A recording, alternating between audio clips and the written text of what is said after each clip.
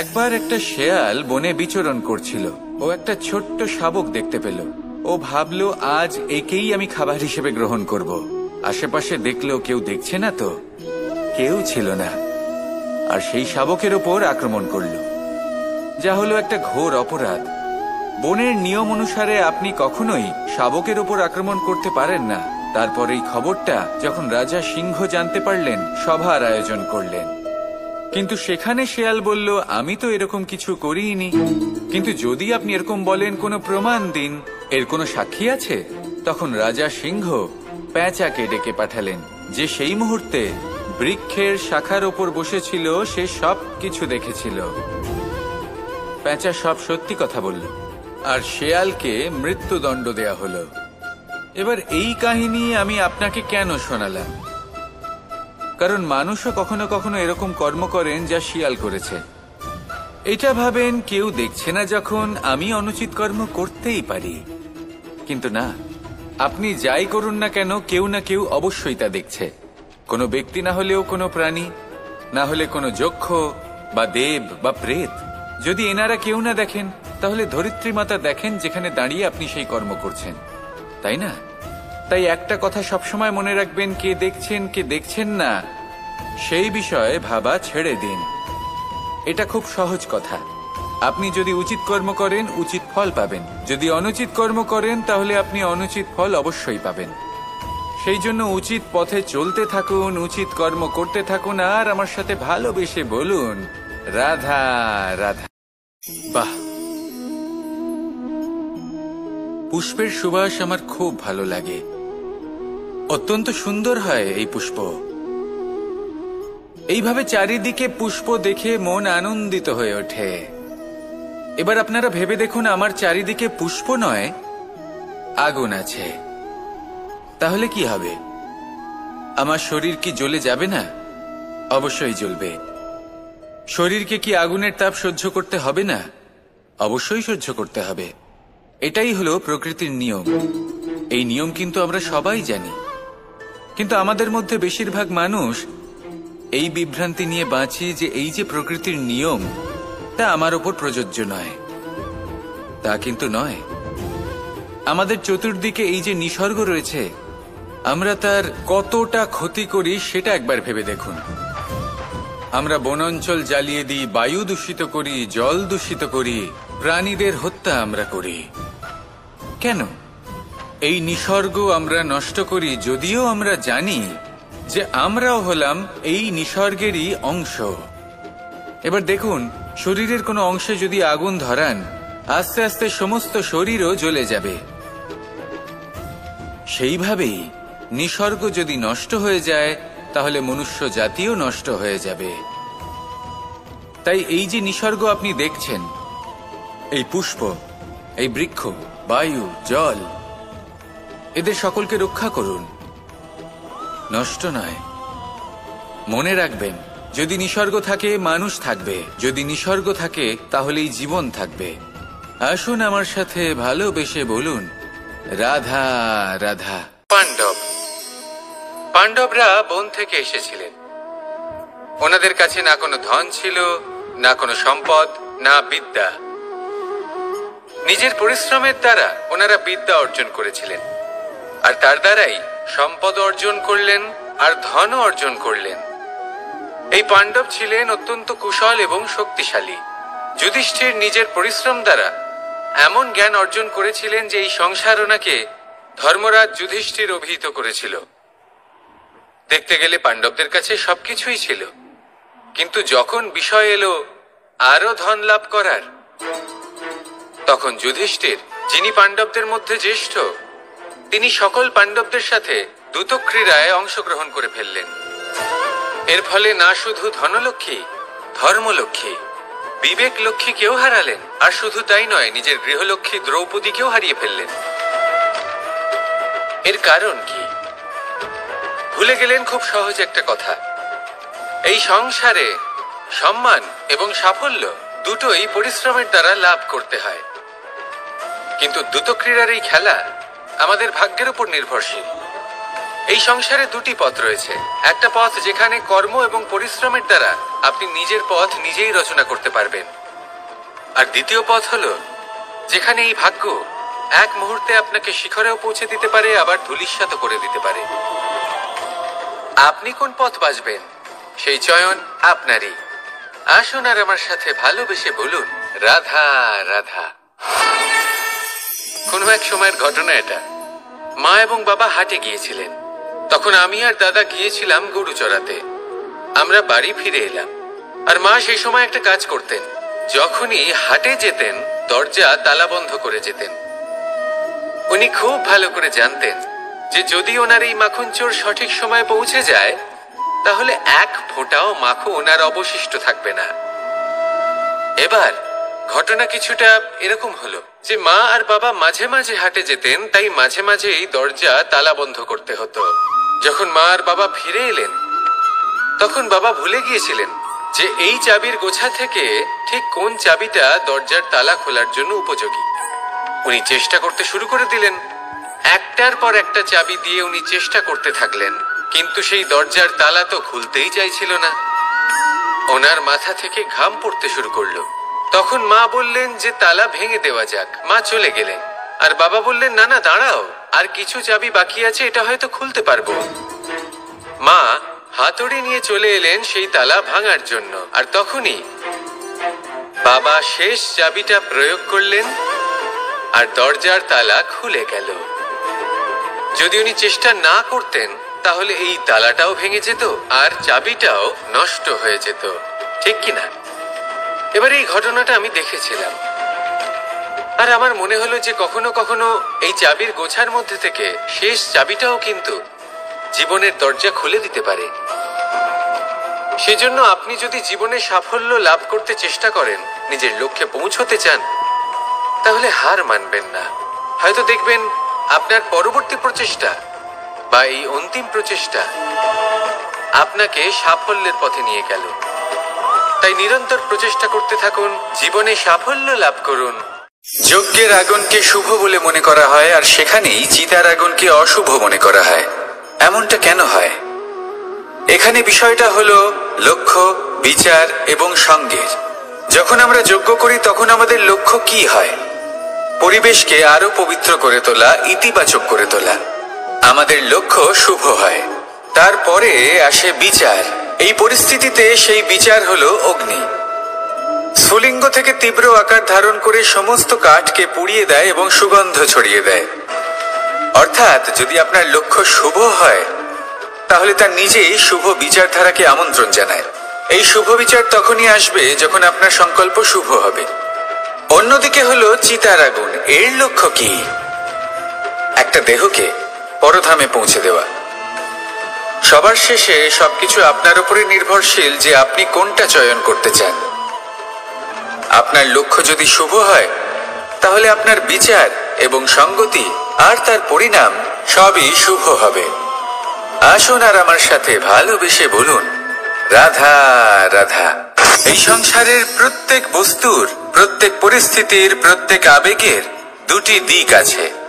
এর মধ্যে পার্থক্য করা সম্ভব শুধুমাত্র দৃষ্টিভঙ্গির দ্বারা। যদি কোনো ব্যক্তি পর্বত শিখরে দাঁড়িয়ে থাকেন তাহলে উনি এটাই দেখতে পাবেন যে এই জলের ধারা সমুদ্রের দিকে বয়ে চলেছে। আরেক ব্যক্তি যিনি সমুদ্রের কাছে দাঁড়িয়ে আছেন তার এটাই মনে হবে যে এই জলের ধারা সমুদ্রের দিকে আসছে। এখানে বিষয়টা হলো দৃষ্টিভঙ্গির, আর এটাই সময়ের সাথেও হয়ে থাকে।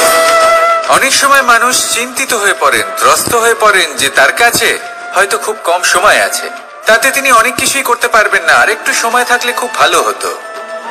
তিনি এভাবেও ভাবতে পারেন যে অল্প হলেও সময় বাকি তো রয়েছে, অর্থাৎ যা অবশিষ্ট আছে তাকে সংরক্ষণও করা সম্ভব, তাতে জীবন যাপনও করা সম্ভব। আর এটা নির্ভর করছে আপনার উপর। তাই দৃষ্টিভঙ্গি ইতিবাচক রাখুন। জীবনে দুই ধরনের আবেগ রয়েছে যার কোনো মূল্য নেই। আমার কথার অর্থ এটা নয় যে এদের কোনো গুরুত্ব নেই, গুরুত্ব যথেষ্টই রয়েছে, শুধু এদের জন্য আপনাকে কোনো মূল্য দিতে হয় না। প্রথম আবেগ হলো আনন্দ, প্রসন্নতা। এটা আপনি যে কোনো জায়গায় খুঁজে পেতে পারেন যদি আপনি খুঁজে পেতে চান। আপনি কোনো পুষ্পের সৌন্দর্য দেখে প্রসন্ন হতে পারেন। বায়ুর কারণে যখন একটি বৃক্ষ শিহরিত হয় সেটা দেখে আপনি প্রসন্ন হতে পারেন। একটা ছোট্ট শিশুর কলরব শুনেও আপনি প্রসন্ন হতে পারেন। একটা ক্রন্দনরত বালককে হাসিয়ে আপনি প্রসন্ন হতে পারেন। সবকিছু আপনার উপর নির্ভরশীল। সেখানে আরেকটি আবেগ হলো দুশ্চিন্তা। মানুষ বড়ই দুশ্চিন্তা করতে থাকে। আজ আমি এই কাজ করেছি, সেই বিষয়ে চিন্তা। আজ আমি এই কাজ করতে পারিনি, সেই বিষয়ে চিন্তা। কাল আমাকে এই কাজ করতে হবে, সেই নিয়ে চিন্তা। আমি কি সেই কাজটা করতে পারবো, সেই বিষয়েও দুশ্চিন্তা। চিন্তা সর্বত্র রয়েছে, যার জন্য মূল্য দিতে হয় না। যত চান আপনি একত্রিত করতে পারেন। একটা গুরুত্বপূর্ণ কথা মনে রাখবেন, প্রসন্নতা জীবনের একটা নতুন সূত্রপাত। সেখানে দুশ্চিন্তা হলো জীবনের চিতার সমান। এবার এই দুটি আবেগ হলো মূল্যহীন, দুটোই আপনার সামনে আছে।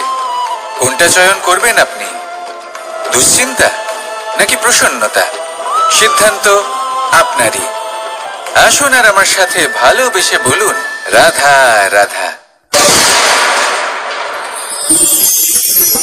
ধন, সম্পত্তি, এগুলো আসলে কি? এগুলো শুধু সেই মূল্য যার দ্বারা আমরা কোনো কিছু অর্জন করতে পারি।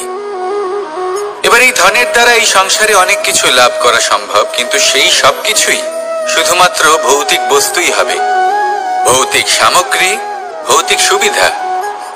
অর্থাৎ আপনার কাছে যতই ধন থাকুক, তা আপনাকে শান্তির ঘুম এনে দিতে পারবে না। আপনাকে জীবনের বাস্তব সুখের অনুভূতি লাভ করাতে পারবে না, কারণ এগুলো ভৌতিক ধন। এই ভৌতিক বস্তুই অর্জন করাতে সক্ষম। বাস্তবিক ধন কি? যদি এই প্রশ্ন আপনার মনে আসে, তাহলে তার উত্তর আমি আপনাকে দেব একটা উদাহরণের মাধ্যমে। কখনো আপনি শুনে থাকবেন যে একজন পিতা আজীবন অনিষ্ট করেন, অনর্থ করেন, খারাপ কাজ করেন শুধু ধন অর্জনের জন্য। তিনি ভাবেন যে আমি ধন অর্জন করব আর নিজের সন্তানকে একটা উজ্জ্বল ভবিষ্যৎ প্রদান করব, একটা সুখ স্বাচ্ছন্দ্যময় জীবন দান করব। এবার সন্তান যখন জন্ম লাভ করে, তখন সে ভাগ্যের জোরে সেই ধন ভোগ করে। যেরকম সে পায় সেরকমই তার ব্যবহার সে করে। কখনো আপনি এটাও দেখে থাকবেন যে সেই সন্তান সমস্ত ধন নষ্ট করে ফেলে, আর সেই পিতা যিনি সমস্ত ধন সঞ্চয় করেছেন, যিনি সেই ধনের প্রভু, আজ সেই ধনের প্রহরী হয়ে রয়েছেন। এবার এরকম কেন হয়? এরকম তখনই হয় যখন সেই পিতা বুঝতেই পারেন না যে তার জীবনের আসল ধন কি। সেই আসল ধন তার সন্তানকে সে দিতেই পারে না। যদি পিতা তার সন্তানকে কর্মের জ্ঞান দিতে পারেন, উচিত কোনটা অনুচিত কোনটা সেই শিক্ষা দিতে পারেন, সংস্কারের প্রকৃত শিক্ষা দিতে পারেন, তবে সেটা ধনের থেকে অনেক বেশি গুরুত্বপূর্ণ। এটাই হলো জীবনের বাস্তব ধন। আপনি সেই কথা তো অবশ্যই শুনে থাকবেন, কুসন্তান হলে ধন সঞ্চয় করে কি হবে, সুসন্তান হলে ধন সঞ্চয় করে কি হবে। সন্তান যদি কুপুত্র হয় তাহলে সব নষ্ট করে ফেলবে, আর সন্তান যদি সুপুত্র হয় তাহলে ধন থাকুক না থাকুক, সে নিজেই কর্মের পথে অগ্রসর হয়ে ধন অর্জন করবে আর নিজের জন্য এক উজ্জ্বল ভবিষ্যৎ গড়ে তুলবে। তাই সন্তানকে সম্পদ দেওয়ার আগে কর্মের জ্ঞান দান করুন, সুশিক্ষা দিন, কারণ এটাই হলো জীবনের প্রকৃত ধন। আসুন আর আমার সাথে ভালোবেসে বলুন, রাধা। কখনো কোনো বৃক্ষকে দেখেছেন? এই ধরিত্রী থেকে ততটুকুই জল নেয় যতটুকু তার প্রয়োজন।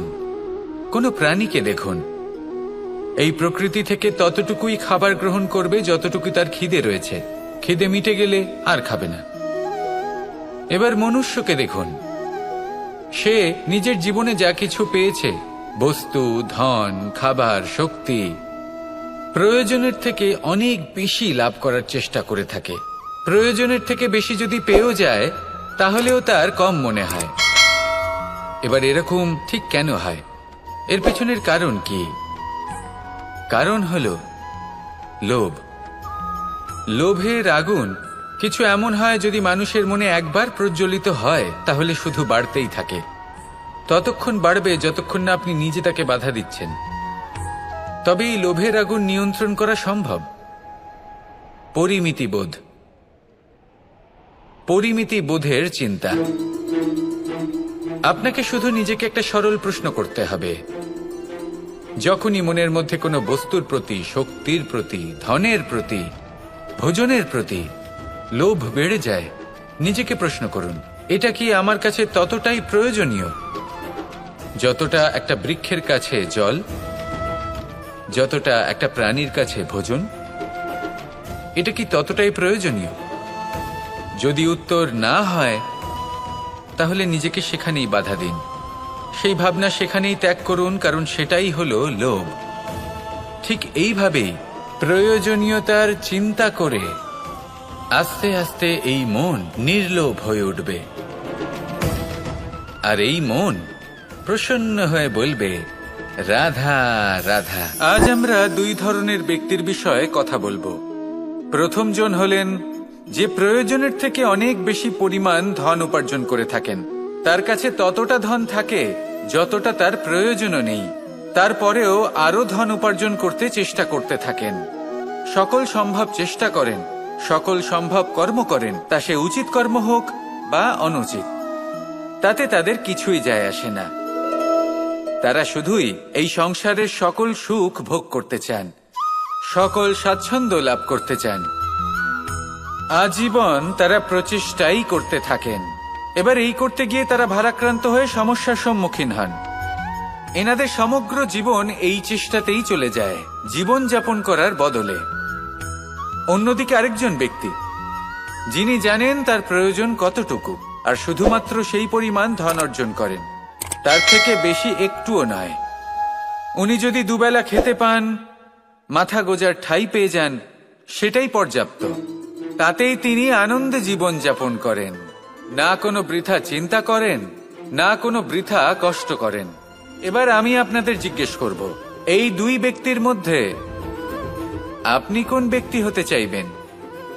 বেশিরভাগ মানুষ এটাই বলবেন যে আমরা সেই দ্বিতীয় মানুষ হতে চাই যারা সন্তুষ্ট। কিন্তু যদি মন দিয়ে দেখেন, আপনিও সেই কর্মই করছেন যা প্রথম ব্যক্তি করেন। আপনারা সবসময় চেষ্টা করে চলেছেন, এটাও লাভ করতে হবে, ওটাও লাভ করতে হবে, আমার এটারও প্রয়োজন, ওটারও প্রয়োজন।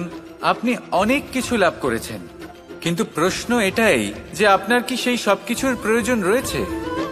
এর উত্তর আপনার অন্তর মনে রয়েছে। আপনার মন জানে যে আপনার প্রয়োজন কতটুকু। সেখানে গিয়ে দেখুন। সন্তুষ্টি মানুষকে আনন্দ দেয়।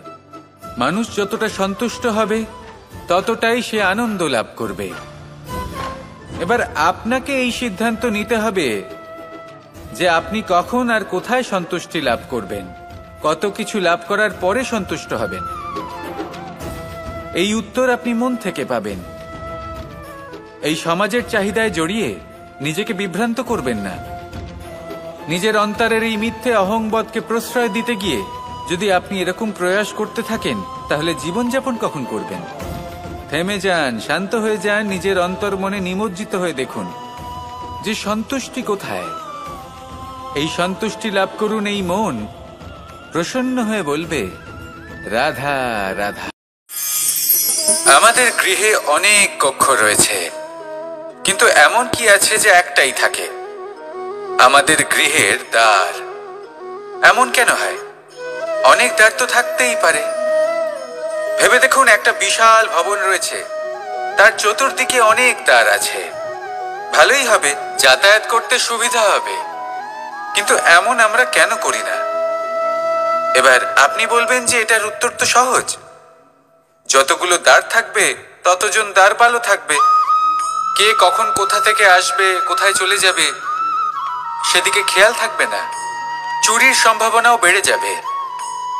যাক, এই বিষয়ে অন্তত আপনি বোঝেন। সেই জন্য আপনার গৃহে একটাই দ্বার রয়েছে। কিন্তু আপনার মনের বিষয় কি জানেন? আপনার মনেও কি কোনো দ্বার আছে? নেই? তার মানে যে কোনো ব্যক্তি যেখান থেকে খুশি আসতে পারে, আর আপনার মনে যা খুশি প্রবেশ করিয়ে চলে যেতে পারে। কোনো বাধার সম্মুখীন না হয়ে কোনো ব্যক্তি আপনার মনে যা কিছু প্রবেশ করিয়ে চলে যাবে, তা সে আমাদের পক্ষে শুভ হোক, অশুভ হোক, বা যতই ঘাতক হোক না কেন। সেই ভাবনা হতে পারে বাসনাময়, ক্রোধে পরিপূর্ণ, মতভেদে পরিপূর্ণ, বিদ্বেষ বা অহংকারে পরিপূর্ণ বা কোনো ব্যর্থ ভাবনা হতে পারে। বিশ্বের যে কোনো ভাবনা মনে এসে বসবাস করতে পারে। এবার মনে যা ভাবনা থাকবে মন সেটাই অনুভব করবে।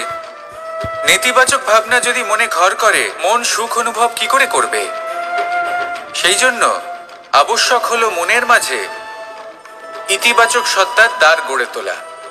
অর্থাৎ কোনো ভাবনা যদি আসে এবং ইতিবাচক হয় তাহলে তাকে মনে প্রবেশ করতে দিন। যদি তা আপনাকে আর্থিক, সামাজিক, পারিবারিক, আধ্যাত্মিক লাভ দেয় তাহলে তাকে প্রবেশ করতে দিন। যদি না দেয়, যদি তা নেতিবাচক ভাবনা হয় তাকে দ্বার থেকেই আবার ফিরিয়ে দিন। যত শুভ চিন্তায় থাকবে এই মন ততই শুভ হবে আপনার জীবন। আর এই মন সুপ্রসন্ন হয়ে বলবে রাধা রাধা। অহংকার এ হলো ছোট একটা শব্দ, কিন্তু এর প্রভাব অত্যন্ত বৃহৎ হয়ে থাকে। আর সব থেকে বড় সমস্যা হলো মানুষ আজ অবধি বুঝতেই পারেনি যে এই অহংকারের বাস্তব রূপ কিরকম।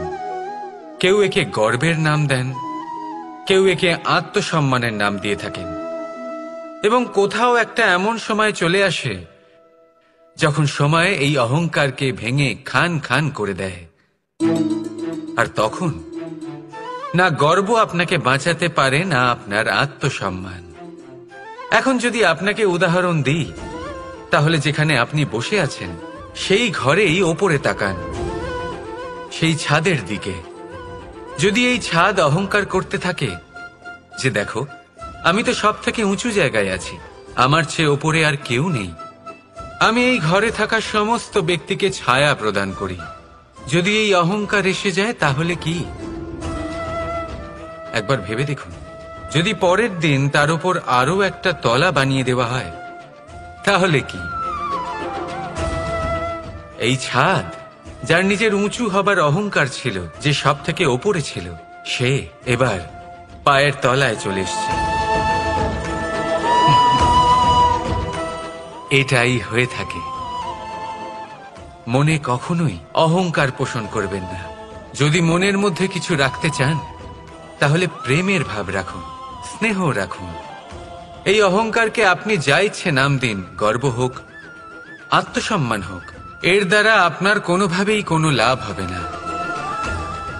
তাহলে এই অহংকারকে ত্যাগ করুন আর আমার সাথে ভালোবেসে বলুন রাধা রাধা। ভগবান প্রত্যেক কঠিন পরিস্থিতিতে এই নামই আছে যা আমাদের উপায় দিয়ে থাকে। ব্যক্তি যান, ভগবানের পুজো করেন, আরাধনা করেন, ব্রত পালন করেন, মন্দিরে যান, পুজো পাঠ করেন, ভগবানকে জাগিয়ে তোলেন। আর তারপর শুরু হয় সমস্ত প্রশ্ন। হে ভগবান, আমার সাথে এরকম কেন হচ্ছে? কেন আমারই জীবনে এত দুঃখ আছে? আমি কিভাবে এর সম্মুখীন হব? আমাকে কেন এত কষ্ট ভোগ করতে হচ্ছে? হে ভগবান, আমি কি করব? আমাকে সাহায্য করুন, কোনো রাস্তা দেখান।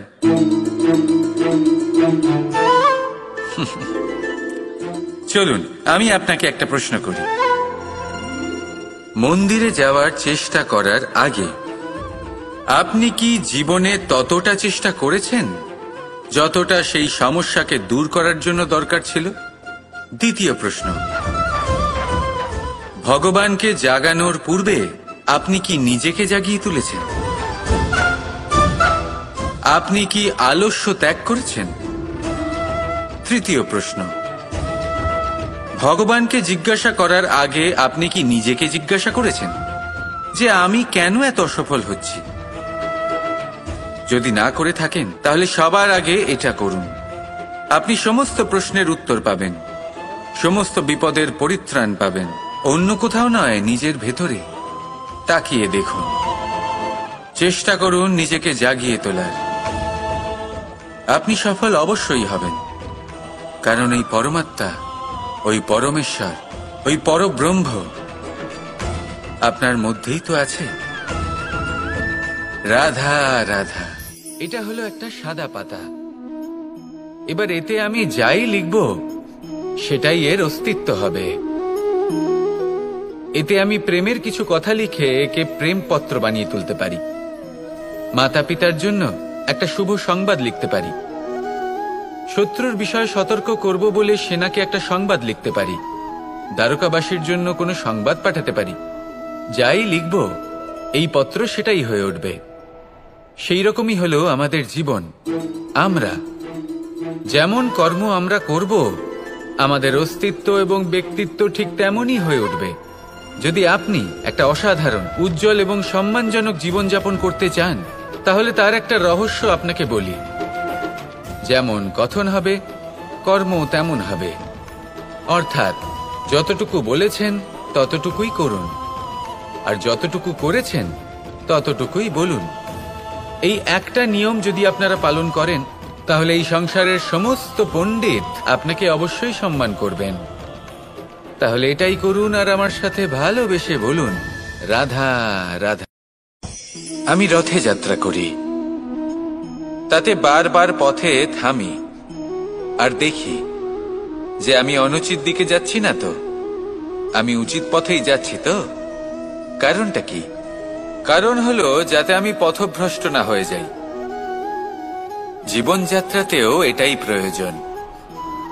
জীবনযাত্রায় ভোগবিলাসের পথে হারিয়ে যাওয়া খুব সহজ।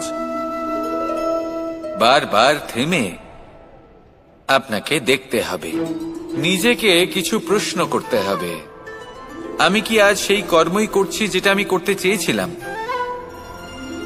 আমি কি আজ সেই জীবন যাপন করছি যেমন আমি যাপন করতে চেয়েছিলাম? যদি এই প্রশ্নগুলোর উত্তর হ্যাঁ হয়, তাহলে এগোতে থাকুন, নয়তো থেমে যান এবং বিচরণ করুন। মনে রাখবেন, এই সংসার অত্যন্ত জটিল আর এতে হারিয়ে যাওয়া অত্যন্ত সরল। সেই জন্য নিজে থেকে বারবার থামা এবং জীবন চিন্তন করা অত্যন্ত আবশ্যক। তাহলে সেটাই করুন আর আমার সাথে ভালোবেসে বলুন, রাধা রাধা। আমি এখানে একা এই বনে বসে আছি, বাঁশি বাজাচ্ছি। কার জন্য? কে আছেন এখানে? কেউ নেই। আমার প্রজা, আমার রাজ্য, আমার পরিবার আমার থেকে অনেক দূরে আছেন। আমি এখানে একা এই বনে বসে এই আকাশের এই রঙের, গাছের এই সব ফলের, মাটির সুবাসের আনন্দ উপভোগ করছি। কেন? আমি হলাম দ্বারকাধীশ। এমন কি রাজকীয় বা ভৌতিক সুখ রয়েছে যে আমি ওখানে পেতে পারি না?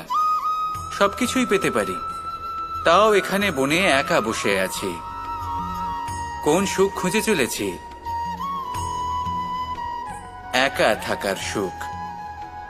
আমরা প্রত্যেকদিন অনেক মানুষের সাথে, চিন্তাধারার সাথে, কর্মের সাথে, পরিস্থিতির সাথে, সুখ দুঃখের দ্বারা বেষ্টিত থাকি। জীবনের এই চক্রে আমরা জড়িয়ে পড়তে থাকি। যতই আমরা এই সমস্যার সমাধান করি, আমরা ততই এতে জড়িয়ে পড়ি। আমরা এতটাই জড়িয়ে পড়ি যে যখন আমরা আয়নায় নিজেদের দেখি, তখন আমরা নিজেদের চিনতেই পারি না।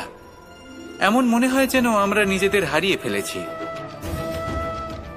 সেই জন্য প্রত্যেক দিন আপনি কিছু সময় নিজের সাথে কাটান একান্তে।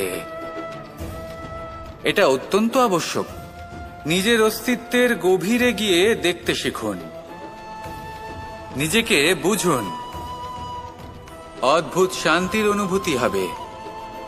যেমন এই বায়ু, এই বৃক্ষ, এই পুষ্প, এই নিসর্গ, এদের মতো আপনিও কখনো একলা হতে শিখুন। কখনো নিসর্গের একটা অংশ হয়ে দেখুন। এই মন প্রসন্ন হয়ে বলবে, রাধা। একবার একটা শেয়াল বনে বিচরণ করছিল। ও একটা ছোট্ট শাবক দেখতে পেল। ও ভাবলো, আজ একেই আমি খাবার হিসেবে গ্রহণ করব। আশেপাশে দেখলো কেউ দেখছে না তো, কেউ ছিল না। আর সেই শাবকের ওপর আক্রমণ করল, যা হলো একটা ঘোর অপরাধ। বনের নিয়ম অনুসারে আপনি কখনোই শাবকের ওপর আক্রমণ করতে পারেন না। তারপর এই খবরটা যখন রাজা সিংহ জানতে পারলেন, সভার আয়োজন করলেন। কিন্তু সেখানে শেয়াল বলল, আমি তো এরকম কিছু করিনি। কিন্তু যদি আপনি এরকম বলেন, কোনো প্রমাণ দিন, এর কোনো সাক্ষী আছে? তখন রাজা সিংহ পেঁচাকে ডেকে পাঠালেন, যে সেই মুহূর্তে বৃক্ষের শাখার ওপর বসেছিল। সে সব কিছু দেখেছিল। পেঁচা সব সত্যি কথা বলল, আর শেয়ালকে মৃত্যুদণ্ড দেয়া হলো। এবার এই কাহিনী আমি আপনাকে কেন শোনালাম? কারণ মানুষও কখনো কখনো এরকম কর্ম করেন যা শিয়াল করেছে। এটা ভাবেন কেউ দেখছে না, যখন আমি অনুচিত কর্ম করতেই পারি। কিন্তু না, আপনি যাই করুন না কেন, কেউ না কেউ অবশ্যই তা দেখছে। কোনো ব্যক্তি না হলেও কোনো প্রাণী, না হলে কোনো যক্ষ বা দেব বা প্রেত। যদি এনারা কেউ না দেখেন, তাহলে ধরিত্রী মাতা দেখেন, যেখানে দাঁড়িয়ে আপনি সেই কর্ম করছেন, তাই না?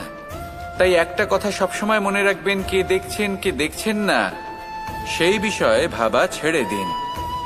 এটা খুব সহজ কথা। আপনি যদি উচিত কর্ম করেন, উচিত ফল পাবেন। যদি অনুচিত কর্ম করেন, তাহলে আপনি অনুচিত ফল অবশ্যই পাবেন। সেই জন্য উচিত পথে চলতে থাকুন, উচিত কর্ম করতে থাকুন, আর আমার সাথে ভালোবেসে বলুন, রাধা রাধা। বাহ, পুষ্পের সুবাস আমার খুব ভালো লাগে। অত্যন্ত সুন্দর হয় এই পুষ্প। এইভাবে চারিদিকে পুষ্প দেখে মন আনন্দিত হয়ে ওঠে। এবার আপনারা ভেবে দেখুন, আমার চারিদিকে পুষ্প নয়, আগুন আছে। তাহলে কি হবে? আমার শরীর কি জ্বলে যাবে না? অবশ্যই জ্বলবে। শরীরকে কি আগুনের তাপ সহ্য করতে হবে না? অবশ্যই সহ্য করতে হবে। এটাই হলো প্রকৃতির নিয়ম। এই নিয়ম কিন্তু আমরা সবাই জানি, কিন্তু আমাদের মধ্যে বেশিরভাগ মানুষ এই বিভ্রান্তি নিয়ে বাঁচি যে এই যে প্রকৃতির নিয়ম, তা আমার ওপর প্রযোজ্য নয়। তা কিন্তু নয়। আমাদের চতুর্দিকে এই যে নিসর্গ রয়েছে, আমরা তার কতটা ক্ষতি করি সেটা একবার ভেবে দেখুন। আমরা বনাঞ্চল জ্বালিয়ে দিই, বায়ু দূষিত করি, জল দূষিত করি, প্রাণীদের হত্যা আমরা করি। কেন? এই নিসর্গ আমরা নষ্ট করি, যদিও আমরা জানি যে আমরাও হলাম এই নিসর্গেরই অংশ। এবার দেখুন, শরীরের কোনো অংশে যদি আগুন ধরান, আস্তে আস্তে সমস্ত শরীরও জ্বলে যাবে। সেইভাবেই নিসর্গ যদি নষ্ট হয়ে যায়, তাহলে মনুষ্য জাতিও নষ্ট হয়ে যাবে। তাই এই যে নিসর্গ আপনি দেখছেন, এই পুষ্প, এই বৃক্ষ, বায়ু, জল, এদের সকলকে রক্ষা করুন, নষ্ট নয়। মনে রাখবেন, যদি নিসর্গ থাকে মানুষ থাকবে, যদি নিসর্গ থাকে তাহলেই জীবন থাকবে। আসুন আমার সাথে ভালোবেসে বলুন, রাধা রাধা। পাণ্ডবরা বন থেকে এসেছিলেন। ওনাদের কাছে না কোনো ধন ছিল, না কোনো সম্পদ, না বিদ্যা। নিজের পরিশ্রমের দ্বারা ওনারা বিদ্যা অর্জন করেছিলেন, আর তার দ্বারাই সম্পদ অর্জন করলেন আর ধনও অর্জন করলেন। এই পাণ্ডব ছিলেন অত্যন্ত কুশল এবং শক্তিশালী। যুধিষ্ঠির নিজের পরিশ্রম দ্বারা এমন জ্ঞান অর্জন করেছিলেন যে এই সংসার ওনাকে ধর্মরাজ যুধিষ্ঠির অভিহিত করেছিল। দেখতে গেলে পাণ্ডবদের কাছে সবকিছুই ছিল, কিন্তু যখন বিষয় এলো আরো ধন লাভ করার, তখন যুধিষ্ঠির, যিনি পাণ্ডবদের মধ্যে জ্যেষ্ঠ, তিনি সকল পাণ্ডবদের সাথে দ্যুতক্রীড়ায় অংশগ্রহণ করে ফেললেন। এর ফলে না শুধু ধনলক্ষ্মী, ধর্মলক্ষ্মী, বিবেক লক্ষ্মীকেও হারালেন, আর শুধু তাই নয়, নিজের গৃহলক্ষ্মী দ্রৌপদীকেও হারিয়ে ফেললেন। এর কারণ কি? ভুলে গেলেন খুব সহজ একটা কথা, এই সংসারে সম্মান এবং সাফল্য দুটোই পরিশ্রমের দ্বারা লাভ করতে হয়। কিন্তু দ্যুতক্রীড়ার এই খেলা আমাদের ভাগ্যের উপর নির্ভরশীল। এই সংসারে দুটি পথ রয়েছে। একটা পথ যেখানে কর্ম এবং পরিশ্রমের দ্বারা আপনি নিজের পথ নিজেই রচনা করতে পারবেন, আর দ্বিতীয় পথ হলো যেখানে এই ভাগ্য এক মুহূর্তে আপনাকে শিখরেও পৌঁছে দিতে পারে, আবার ধূলিসাৎ করে দিতে পারে। আপনি কোন পথ বাছবেন, সেই চয়ন আপনারই। আসুন আর আমার সাথে ভালোবেসে বলুন, রাধা রাধা। কোনো এক সময়ের ঘটনা এটা। মা এবং বাবা হাটে গিয়েছিলেন। তখন আমি আর দাদা গিয়েছিলাম গরু চড়াতে। আমরা বাড়ি ফিরে এলাম, আর মা সেই সময় একটা কাজ করতেন। যখনই হাটে যেতেন, দরজা তালা বন্ধ করে যেতেন। উনি খুব ভালো করে জানতেন যে যদি ওনার এই মাখন চোর সঠিক সময়ে পৌঁছে যায়, তাহলে এক ফোঁটাও মাখন আর অবশিষ্ট থাকবে না। এবার ঘটনা কিছুটা এরকম হলো যে মা আর বাবা মাঝে মাঝে হাটে যেতেন, তাই মাঝে মাঝে এই দরজা তালা বন্ধ করতে হতো। যখন মা আর বাবা ফিরে এলেন, তখন বাবা ভুলে গিয়েছিলেন যে এই চাবির গোছা থেকে ঠিক কোন চাবিটা দরজার তালা খোলার জন্য উপযোগী। উনি চেষ্টা করতে শুরু করে দিলেন। একটার পর একটা চাবি দিয়ে উনি চেষ্টা করতে থাকলেন, কিন্তু সেই দরজার তালা তো খুলতেই চাইছিল না। ওনার মাথা থেকে ঘাম পড়তে শুরু করলো। তখন মা বললেন যে তালা ভেঙে দেওয়া যাক। মা চলে গেলেন, আর বাবা বললেন না না দাঁড়াও, আর কিছু চাবি বাকি আছে, এটা হয়তো খুলতে পারবো। মা হাতুড়ি নিয়ে চলে এলেন সেই তালা ভাঙার জন্য, আর তখনই বাবা শেষ চাবিটা প্রয়োগ করলেন আর দরজার তালা খুলে গেল। যদি উনি চেষ্টা না করতেন তাহলে এই তালাটাও ভেঙে যেত আর চাবিটাও নষ্ট হয়ে যেত, ঠিক কিনা? এবার এই ঘটনাটা আমি দেখেছিলাম, আর আমার মনে হলো যে কখনো কখনো এই চাবির গোছার মধ্যে থেকে শেষ চাবিটাও কিন্তু জীবনের দরজা খুলে দিতে পারে। সেজন্য আপনি যদি জীবনে সাফল্য লাভ করতে চেষ্টা করেন, নিজের লক্ষ্যে পৌঁছতে চান, তাহলে হার মানবেন না। হয়তো দেখবেন আপনার পরবর্তী প্রচেষ্টা বা এই অন্তিম প্রচেষ্টা আপনাকে সাফল্যের পথে নিয়ে গেল। তাই নিরন্তর প্রচেষ্টা করতে থাকুন, জীবনে সাফল্য লাভ করুন। যজ্ঞের আগুনকে শুভ বলে মনে করা হয়, আর সেখানেই চিতার আগুনকে অশুভ মনে করা হয়। এমনটা কেন হয়? এখানে বিষয়টা হলো লক্ষ্য, বিচার এবং সঙ্গের। যখন আমরা যজ্ঞ করি তখন আমাদের লক্ষ্য কি হয়? পরিবেশকে আরো পবিত্র করে তোলা, ইতিবাচক করে তোলা। আমাদের লক্ষ্য শুভ হয়। তারপরে আসে বিচার। এই পরিস্থিতিতে সেই বিচার হলো অগ্নি। স্ফুলিঙ্গ থেকে তীব্র আকার ধারণ করে সমস্ত কাঠকে পুড়িয়ে দেয় এবং সুগন্ধ ছড়িয়ে দেয়। অর্থাৎ যদি আপনার লক্ষ্য শুভ হয় তাহলে তা নিজেই শুভ বিচারধারাকে আমন্ত্রণ জানায়। এই শুভ বিচার তখনই আসবে যখন আপনার সংকল্প শুভ হবে। অন্যদিকে হলো চিতার আগুন। এর লক্ষ্য কি? একটা দেহকে পরধামে পৌঁছে দেওয়া। সবার শেষে সবকিছু আপনার উপরে নির্ভরশীল যে আপনি কোনটা চয়ন করতে চান। আপনার লক্ষ্য যদি শুভ হয় তাহলে আপনার বিচার এবং সঙ্গতি আর তার পরিণাম সবই শুভ হবে। আসুন আর আমার সাথে ভালোবেসে বলুন, রাধা রাধা। এই সংসারের প্রত্যেক বস্তুর, প্রত্যেক পরিস্থিতির, প্রত্যেক আবেগের দুটি দিক আছে। এর মধ্যে পার্থক্য করা সম্ভব শুধুমাত্র দৃষ্টিভঙ্গির দ্বারা। যদি কোনো ব্যক্তি পর্বত শিখরে দাঁড়িয়ে থাকেন তাহলে উনি এটাই দেখতে পাবেন যে এই জলের ধারা সমুদ্রের দিকে বয়ে চলেছে। আরেক ব্যক্তি যিনি সমুদ্রের কাছে দাঁড়িয়ে আছেন তার এটাই মনে হবে যে এই জলের ধারা সমুদ্রের দিকে আসছে। এখানে বিষয়টা হলো দৃষ্টিভঙ্গির, আর এটাই সময়ের সাথেও হয়ে থাকে। অনেক সময় মানুষ চিন্তিত হয়ে পড়েন, ত্রস্ত হয়ে পড়েন যে তার কাছে হয়তো খুব কম সময় আছে, তাতে তিনি অনেক কিছুই করতে পারবেন না, আর একটু সময় থাকলে খুব ভালো হতো। তিনি এইভাবেও ভাবতে পারেন যে অল্প হলেও সময় বাকি তো রয়েছে, অর্থাৎ যা অবশিষ্ট আছে তাকে সংরক্ষণও করা সম্ভব, তাতে জীবন যাপনও করা সম্ভব। আর এটা নির্ভর করছে আপনার উপর। তাই দৃষ্টিভঙ্গি ইতিবাচক রাখুন। জীবনে দুই ধরনের আবেগ রয়েছে যার কোনো মূল্য নেই। আমার কথার অর্থ এটা নয় যে এদের কোনো গুরুত্ব নেই, গুরুত্ব যথেষ্টই রয়েছে, শুধু এদের জন্য আপনাকে কোনো মূল্য দিতে হয় না। প্রথম আবেগ হলো আনন্দ, প্রসন্নতা। এটা আপনি যে কোনো জায়গায় খুঁজে পেতে পারেন যদি আপনি খুঁজে পেতে চান। আপনি কোনো পুষ্পের সৌন্দর্য দেখে প্রসন্ন হতে পারেন। বায়ুর কারণে যখন একটি বৃক্ষ শিহরিত হয় সেটা দেখে আপনি প্রসন্ন হতে পারেন। একটা ছোট্ট শিশুর কলরব শুনেও আপনি প্রসন্ন হতে পারেন। একটা ক্রন্দনরত বালককে হাসিয়ে আপনি প্রসন্ন হতে পারেন। সবকিছু আপনার উপর নির্ভরশীল। সেখানে আরেকটি আবেগ হলো দুশ্চিন্তা। মানুষ বড়ই দুশ্চিন্তা করতে থাকে। আজ আমি এই কাজ করেছি, সেই বিষয়ে চিন্তা। আজ আমি এই কাজ করতে পারিনি, সেই বিষয়ে চিন্তা। কাল আমাকে এই কাজ করতে হবে, সেই নিয়ে চিন্তা। আমি কি সেই কাজটা করতে পারবো, সেই বিষয়েও দুশ্চিন্তা। চিন্তা সর্বত্র রয়েছে, যার জন্য মূল্য দিতে হয় না। যত চান আপনি একত্রিত করতে পারেন। একটা গুরুত্বপূর্ণ কথা মনে রাখবেন, প্রসন্নতা জীবনের একটা নতুন সূত্রপাত। সেখানে দুশ্চিন্তা হলো জীবনের চিতার সমান। এবার এই দুটি আবেগ হলো মূল্যহীন, দুটোই আপনার সামনে আছে। কোনটা চয়ন করবেন আপনি? দুশ্চিন্তা নাকি প্রসন্নতা? সিদ্ধান্ত আপনারই।